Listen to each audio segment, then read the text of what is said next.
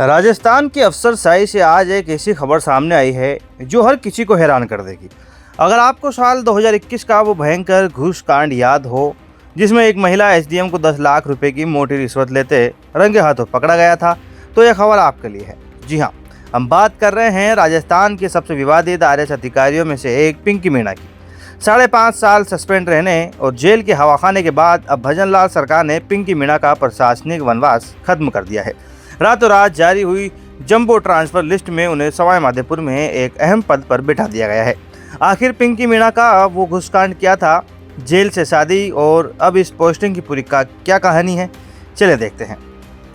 सबसे पहले इस नई पोस्टिंग की बात करते हैं। शुक्रवार देर रात भजनलाल सरकार ने 178 आरएएस अधिकारियों की एक बहुत बड़ी जंबो ट्रांसफर लिस्ट जारी की।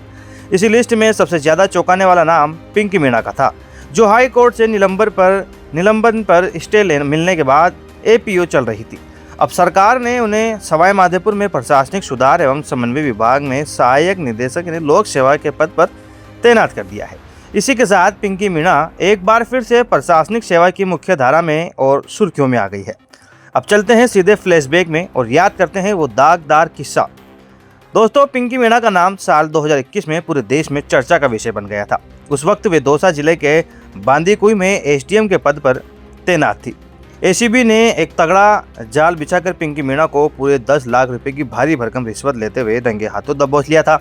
आरोप था कि दिल्ली मुंबई एक्सप्रेसवे का निर्माण कर रही कंपनी के ठेकेदार से सड़क निर्माण में आ रही अड़चनों को दूर करने के एवज में उन्होंने एक मोटी घूस मांगी थी। गिरफ्तारी के बाद पिंकी मीणा को सीधा जेल भेज दिया गया था, लेकिन उनकी कहानी यहीं खत्म नहीं हुई। जेल में रहते हुए ही उनकी शादी तय हुई। शादी के बंधन में बंधने के लिए उन्होंने राजस्थान हाई कोर्ट से गुहार लगाई और उन्हें सिर्फ 10 दिन की अंतरिम जमानत मिली थी। फरवरी 2021 में वो जेल से बाहर आई। एक न्यायिक मजिस्ट्रेट के साथ 7 फेरे लेते लिए और शादी की रस्में पूरी होते ही वापस चुपचाप जेल लौट गई। इस भयंकर घूस कांड के बाद पिंकी मीणा करीब 5.5 साल तक सस्पेंड रही, लेकिन अभी हाल ही में 21 मई 2026 को राजस्थान हाईकोर्ट ने पुष्कर मित्तल केस और समानता के सिद्धांत को आधार मानते हुए उनके इतने लंबे निलंबन आदेश पर रोक लगा दी है, जिससे उनकी बहाली का रास्ता साफ हो गया। भले ही सरकार ने उन्हें अब सवाई माधोपुर में लोक सेवा की जिम्मेदारी दे दी है, लेकिन एक बात साफ है कि कोर्ट में उनके खिलाफ भ्रष्टाचार का वो दागदार केस अभी भी चलता रहेगा।